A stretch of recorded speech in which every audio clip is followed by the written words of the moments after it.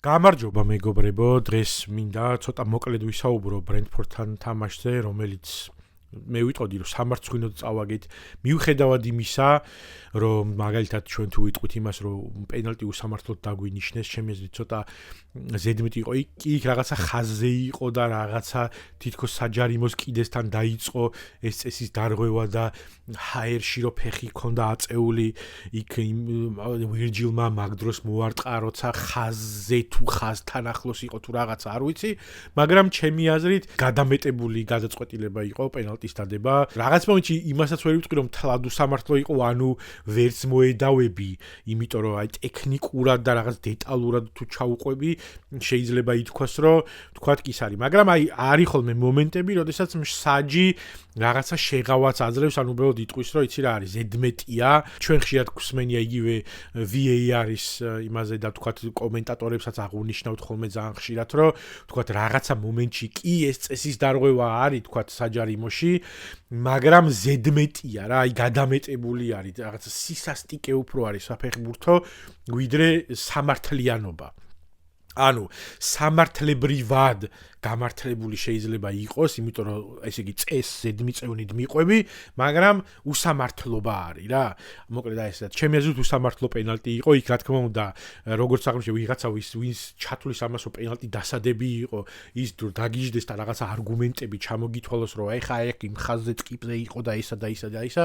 ოკეი, ამაზე შეიძლება მართალი იყოს ტექნიკურად, მაგრამ როგორც სამართლიანობა, ჩემი აზრით, არ იყო ამ შემთხვევაში ეს პენალტი საფეხბურთო სამართლიანობას არ ემსახურებოდა და თქვათ ამ შემთხვევაში 2-2 დამთავრდებოდა ეს თამაში, მაგრამ მიუხედავად ამისა, ამას არანაირი მნიშვნელობა არ აქვს.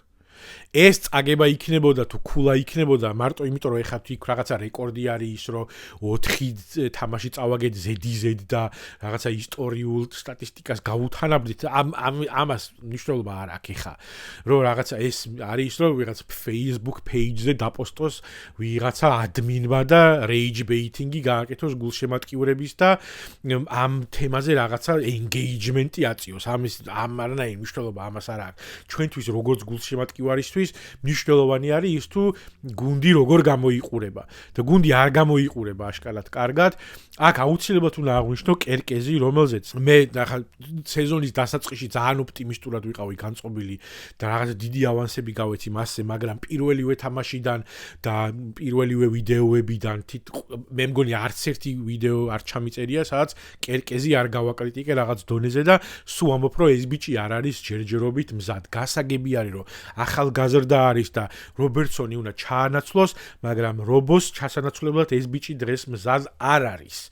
და შესაბამისად, თუ ჩვენ იმას ვამბობთ, რომ ჩვენი გუნდის ლეგენდა რაღაც მომენტში როტაციას უნდა დაექვემდებაროს და მისი პერფორმანსის მიხედვით უნდა იყოს ის თამაშს დაიწყებს თუ სკამზე დაждდება, მაშინ კერკეზი მით უმეტეს უნდა იყოს ის ადამიანი, რომელიც თავისი თამაშით არ იმსახურებდეს იმას, რომ დაიწყოს რობოზე წინ განაცხადში ყოფნა. ხო და შესაბამისად მგონია რომ ეს ბიჭი უნდა გადაждდეს სკამზე და ჩადგეს ფორმაში, ისწავლოს გუნდთან ერთად თამაში, შეუთამაშდეს, იქ ლაპარაკიც არის ხა იმაზე სიმართლე გითხრათ, ამას არ დავკვირვები ვარ დიდად, რომ თითქოს ვირჯილი არენდობა და კონატე არენდობიან ამ ახალ მოთამაშეებს და ამიტომ რაღაცა ზონიდან ამოვარდნილები არიან და ცოტა ზედმეტს იღებენ თავის თავზე, რაღაცაად ვაკვირდებოდი მაგას, მაგრამ რაღაც ყველაფერზე ცოტა ნერვები მეშლებოდა და იმიტომ რომ რაღაც უაზრობები ხდებოდა მოედანზე მაგაზე ზოგადად მოგასწრებს, ხა კერკეზზე გავაგრძელებ.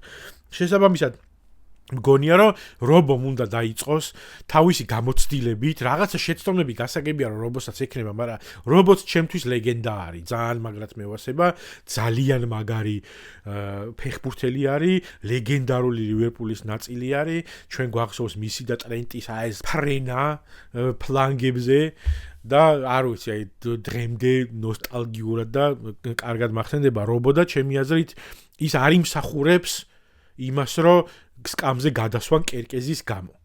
გასაგებია რომ იქ რაღაც კერკეზი რო თამაშობდეს კარგად და მართლა იმ დონეზე ჩაანაცვლოს რობო რადონის ფეხბურთელის არის, მაშინ კი ბატონო და გავიგებდით რომ რაღაცა როტაციას აკეთებს, რომ ეს უკვე ასაკში არის, რაღაცა გვინდა რომ ახალ თაობაზე გავაკეთოთ აქცენტი, მაგრამ ამ შემთხვევაში ამ ბიჭმა ვერ გაამართლა იმედები, ვერ გაამართლა გაცემული ავანსები და შესაბამისად ის უნდა გახდეს ეხა რობოს შემცვლელი და არა პირიქით და როდესაც რობო დაიღლება ან ტრამვას მიიღებს მხოლოდ მაშინ შემოვიდეს.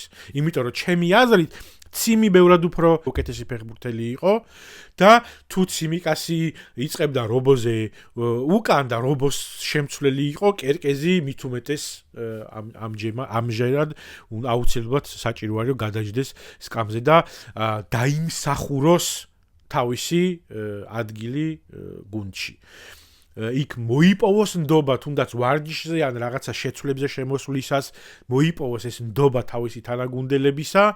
იქ გავიგეთ რომ გოლი გაიტანა და იქ რაღაცეები, მაგრამ აი პირველი ტაიმის მეორე ტაიმის დასაწყისში 47 წუთზე იყო შესანიშნავი კონტრშეტევა იყო და ბურთი დაკარგა. შეტევაში აი ორი ადამიანი გარბოდა უბრალოდ გამჭოლი პასი უნდა გაეკეთებინა და გაკპო და მეორე არ მახსოვს ვინ იყო რჩებოდნენ პირისპირ მეკარესთან ფაქტობრივად და იქიდან ფლანგიდან ამ დროს წამოეწეოდა ვიღაცა და თუ თქვა თვითონ ვერ გაიტანდნენ და იქ ამოკეტავდნენ ფლანგზე შეიძლებოდა მერე და ცენტრში უკვე ბურთის გადმოცემა შესანიშნავი შეტევა იყო ტაიმის დასაწყისშივე და ბურთი დაკარგა და ესეთი რაღაცეები ძალიან ბევრი იყო მის პირველი გოლი რომელიც გავიდა ასევე მისი ბრალი იყო. ჯერ ერთი დავიწყოთ იქიდან რომ ის აუტიდან ჩამოწოდებული ბურთზე რომ თავით ითამაშა და ჩაბრუნება რომ შეძლო ბრენპორტის ფეხბურთელმა ის ხო დაცვის შეცდომა იყო და იქ თუ არ ვწდები ეკეტიკე ფარავდა ამ ადამიანს. ნუ გასაგები არის თავდასხმელმა შეიძლება ვერ ითამაშა რაღაცა, მაგრამ ბოლოს და ბოლოს უკვე საჭირო არის ის რომ იმაზე სტანდარტულ მდგომარეობებზე გუნდმა რაღაცა თამაში ისწავლოს და ყველას რაღაცა როლი ჰქონდეს, რომ იცოდეს რომ შენ როგორ ითამაშო და როგორ ეთამაშო, რომ თუ ჩამოდიხარ შენ თავდასხმელი და იმაში რომ დაცვას დაეხმარო სტანდარტულების დროს, მაშინ შენი როლი იცოდე, როგორ უნდა მოიქცე ამ შემთხვევაში. და კერკეს რაც შეეხება გადმოვარდნილ ბურთზე დაასწრო ბიჭო თავისმა კაცმა და ეგრე არის ყოველთვის ეს ბიჭი რომ თავის კაცს ვერ მეურვეობს ვერ აყავს ასწრებენ ბურთზე მუდმივად პირველ თამაშშიც მასე იყო და სუმასი არის როცა მისი ფლანგიდან ჩამოწოდება მის ფლანგზე მოთამაშე და მის კაცზე ჩამოწოდება ან პასი არის გაკეთებული ყოველთვის ასწრებენ ამ ბიჭს ნუ ყოველთვის არა 1-2 შეიძლება რაღაცა გააკეთოს, მაგრამ 90% ამ ბიჭს ასწრებენ ბურთზე თამაშს. ამოსაგდები არის მოკლედ და გადასასმელი არის სკამზე აუცილებლად. ზოგადად ეხა რაც შეეხება არ ვიცი გუნდი საბოსლაიზე კიდევ ერთხელ უნდა ვთქვა რომ რავი ეხა მარტო ეს ბიჭი ვერ გააკეთოს და ვეღარ გავიგე.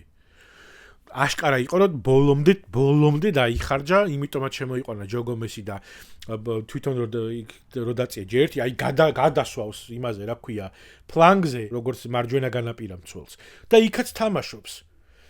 ძალიან კმაყოფილი ვარ საბოსლაითი ზოგადად და მე მგონია რომ გუნდი რომ მისდონ თვითონ როგორც თამაშობს ზოგადად გუნდს როგორ ეკადრება იმ ისე რომ თამაშობდეს საბოსლაი იქნებოდა აი ბრწყინვალე, იმიტომ რომ ბიჭო ეგეთ გუნდში უფრო ჩანხარა. ეხა აქაც ხო რაღაცა არის და მაგრამ ნუ რამდენი გააკეთოს ეხა ამ ბიჭმაც ბოლოს და ბოლოს. მოზე არ ვიტყვი არაფერს, იმიტომ რომ რეალურად რო გითხრათ ცოტა მგონია რომ მეც ცოტა ზედმეტი მომივიდა კრიტიკა, იმიტომ რომ ნუ რა ქნას ეხა მართლა ამანაც. აი რა გააკეთოს. ბურთები, ნერვები დამაწყდა. რო შეტევაში და ისეთ უწყინარ სიტუაციებში იკარგებოდა ბურთი, რომ გაოცებული ვიყავი. ხანდახან საქართველოს ნაკრები თამაშობდა ადრე ძველი და ეხლაც დიდად არ არიან მაინც და მაინც დალაგებულები, მაგრამ აი სანამ ეს თაობა იქნება წინათაობის და იმის წინათაობის ფეხბურთელები და ნაკრები რო თამაშობდნენ და პასს რო ერაკეთებდნენ ზედიზედ ორს, აი რაღაცა ეგეთები ხდებოდა. არ ვიცი, რაღაცა ტაქტიკასთან არის პრობლემა, მე მგონია რომ თან რაღაცნაირად ემოციებიც ვერ არის როგორც ეს წინა ვიდეოში აღვნიშნე, იმიტომ რომ არნე სლოტი განსხვავებული პერსონა არის როგორც იურგენი და იურგენი აი ახერხებდა ხოლმე რომ რაღაცა შეუნთებდა და ეჩხუბებოდა და თავზე დაამხობდა ხოლმე მოედნიდან იქიდან რაღაცას რა ყვიროდა და ღრიალებდა რა და რაღაცა ცოტა იმაშვებოდა ქოქავდა გუნდს და ეს ცოტა ფლეგმატიპი არის, მაგრამ ამაზე თითქოს ის იმედი და ის გათვლა გქონდა ჩვენ ყველას, რომ ტაქტიკურად გქონდა რაღაცეები დალაგებული და ჭკვიანი მწვრთნელია და რაღაცა ადვილად და ეხა რაღაც არ ვიცი, ეძებს ამ ახალ ტაქტიკას თუ თამაშს თუ, მაგრამ აი დღევანდელ თამაშში არაფერი უსახურობა იყო მთლიანად, არც ტაქტიკა ჩანდა მანდ რამე, არც სათამაშო გეგმა ჩანდა მანდ რამე, არაფერი, რაღაცა ეს პატარა 1-2 მომენტის იმაზე წამონთებაზე იყო ხოლმე რაღაცეები. ვერ გავიგე საერთოდ რა ხდებოდა და თუ რამე ხდებოდა ამ დავალებას ვერ ასრულებდნენ, იმიტომ რომ ბურთს კარგავდნენ უაზროდ საერთოდ და ვინსად იყო და ამ ხელა სივრცეები ჰქონდა. ბრენტფორდმა ეს სივრცეები თან ამოავსო რომ უყურებდი აი განლაგებას ფანტასტიკურად იცავდნენ თავს, მაგრამ ბიჭო როგორი რაღაცა იცი, ეგეთ სიტუაციებშიც წინაზეც უჭირდა ხოლმე რა, ეხა იურგენსას უჭირდა ბრენტფორდთან თამაში, არ არის ეხა ისეთი მეტოქე, უხერხული მეტოქე იყო ყოველთვის, ძნელი და ესეთი ძალისმიერი და სწრაფი გუნდი იყო, სულ ძალიან მე სიმპათიურებოდა ბრენტფორდი ყოველთვის რა, აი მიმწოლი და ეგეთი გუნდია რა, რაღაცა თავის იმაზე დგას და კაუჩი გასაკეთებელს აკეთებს და რაღაცას პოულობდა იქ ბიჭო, რაღაცა ემოციას ხედავდი, რომ ცდილობდნენ რაღაც ის იყო აწვებოდნენ, ურწყავდნენ, არ ვიცი, რაღაცას აკეთებდნენ ხოლმე, არაფერი აქ არ იყო და როგორც აღვნიშნე კიდევ ერთხელ უაზროდ ბურთების დაკარგვა ყველა მომენტში. არ ვიცი. ეს ძალიან დიდი პრობლემა არის. წინა სეზონშიც პრობლემა იყო ეს და წინა სეზონში რაღაცნაირად მაინც ვახერხებდით რომ ამის და მიუხედავად რაღაცა შედეგი ყოფილიყო, ამ სეზონში ბურთების უაზროდ დაკარგვა არის ერთ-ერთი უდიდესი პრობლემა, რომელსაც მე პირადად ვხედავ და ძალიან მაწუხებს.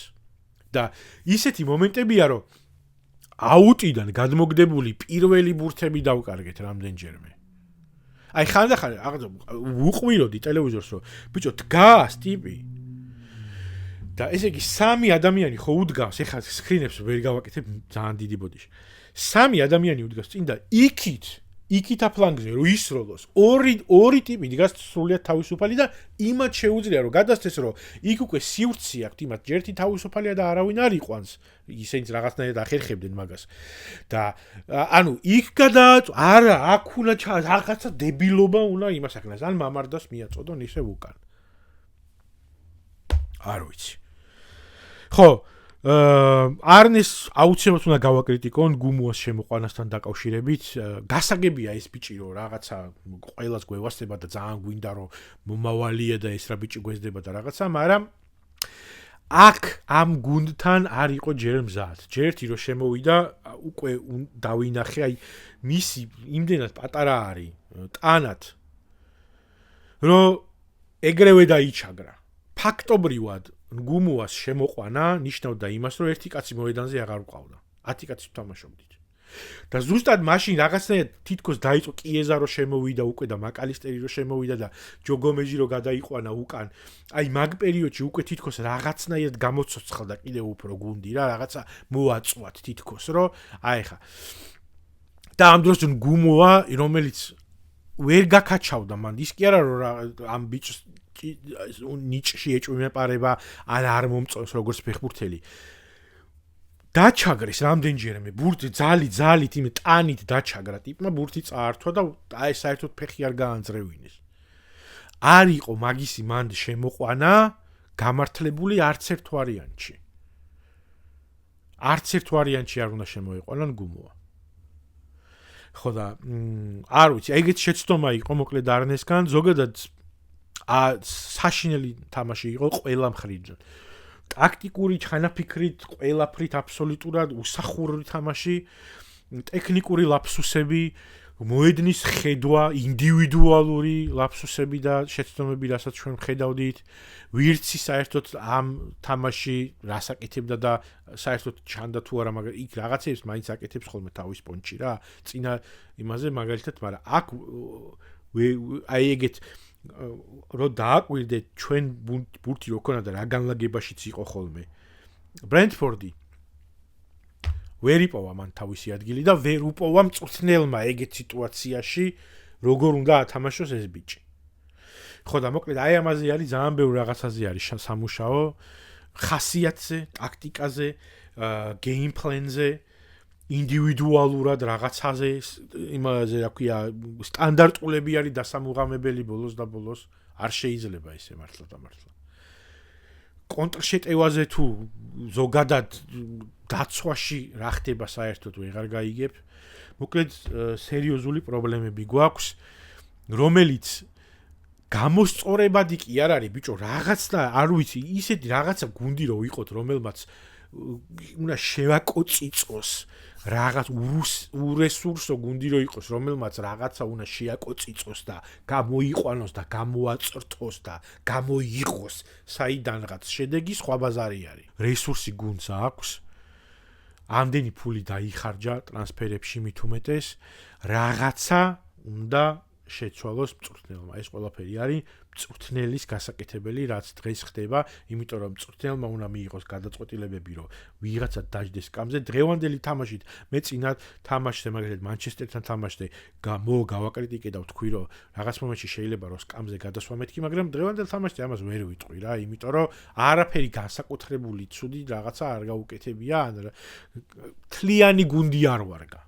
ამ უსახურობით და უენერგიობით და უიდეობით საერთოდ არაფრად არ ვარგა და თქვათ გასაგებია რომ დიდმა ფეხბურთელმა თავის თავზე უნდა იყოს ეს არაერთხელ მithქვამს, მაგრამ ეხლა რა უნდა გაკეთოს? ნუ იქ ეკეტიკეზეც არის ის თემა, რომ არაფერი თემა არ არის, უბრალოდ რა ქნას ეხლა მაგ ბიჭმა სპასი თუ არ მიუვიდა იქ და შეტევაში რო გარბის და კერკეზი თუ ბურს დაკარგავს, ან ვიღაცა იქ არ ვიცი, იმდენჯერ დაიკარგა ბურთი, ვირცმა დაკარგა უამრავჯერ ბურთი ისეთ უწყინარ სიტუაციებში, ან რაღაცა მიდის ესე ნაჯახივით, იქ ვიღაცა შეხვდება, ხუთი კაცი ამოკეტავს, ან რაღაცა სწრაფი პასის გაკეთების ნაცვლად ნელ პასს აკეთებს, ნელი პასის მაგივაც სწრაფ პასს აკეთებს ისეთ მომენტებში და მოკლედ აი რაღაცა აბსოლუტური გავაგებრობა ხდებოდა ცენტრში განსაკუთრებით.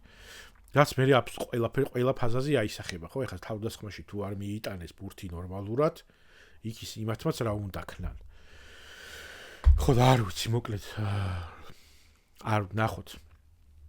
მე მაინც უფრო ჯერჯერობით იმედგაცრუებული ვარ, ოპტიმისტურად განწყობილი ვარ იმაზე, რომ გამოსწორდება სიტუაცია, ჯერჯერობით ესეთი რაღაცა ნიჰილისტური და აპოკალიფტიკური განწყობა არ მაქვს. რაღაც მომენტში მესმის კიდეც რაღაც პონჩი რო ცოტა გადაწყობები და ვითომ რაღაცა თავისას ეძებს და რაღაცა უნდა რომ გაკეთდეს და არ ვიცი მოკლედ რა. მაგრამ ხო, ნუ არ ვიცი, ნახოთ, მე ჯერჯერობით კიდევ ოპტიმისტურად ვარ განწყობილი და კიდევ დღეის მდგომარეობით მიუხედავად იმისა, რომ 4 თამაში წავაგეთ, ჯერ კიდევ არ ჩავიქნევ ხელს, ძალიან ადრე არის პრემიერ ლიგის მოგებაზე ხელის ჩაქნევა, იმიტომ რომ ეხა ეს ერთი თამაში რომ მოგვეგვა ეს, მიუხედავად წინა 3 თამაშის წაგებისა, ეგრევე მეორე ადგილზე გადავდიოდით ლიდერთან, ხო და იქ კიდე ნუ მანჩესტერ სიტის და ვიღაცებს აქვს სათამაშო, მაგრამ არ არის რა მოკლედ ისეთი სიტუაცია. პრინციპში სიმართლეს გეტყვით, რომ რა თქმა უნდა ძალიან მინდა, მაგრამ რაღაც მომენტში მე შეიძლება რაღაც მომენტში იმ აზრის შეგუებამდე მივდიოდე, რომ ოკეი, თუ ვერ მოვიგეთ წელს პრემიერ ლიგა, არა უშავს, მაგრამ თავისთავად მეორე ადგილზე მაინც უნდა გავიდეთ. ან ზოგადად უბრალოდ რაღაცა თამაში გვანახეთ. იმიტომ რომ ეს რაც ხდება და საქმე რა არის, რომ როდესაც ეს პირველი რამდენიმე თამაში სადაც შედეგები გქონდა და პირველ ადგილზე ვიყავით, ხო? პირველი რამდენიმე თამაშის შედეგად და ესე იგი წაუგებელი სერია გქონდა. აშკარა იყო, რომ გუნდს უჭირდა რაღაცეები და იქ სანამ ესეთ მდგომარეობაში ქულების მიხედვით და შედეგის მიხედვით სანამ ესეთ მდგომარეობაში ჩავარდებოდით, მანამდე იყო საჭირო რაღაცის გაკეთება და რაღაცაზე ფიქრი ხო და ნუ მოკლედ არ ვიცი, ნახოთ, მე ჯერ კიდევ ვამბობ იმას, რომ ვარ ოპტიმისტურად განწყობილი და არც ერთ ვარიანტში არ აუყვები და მე გირჩევთ, რომ არ აყვეთ იმ ტალღას, რომ სალა გასაშვებია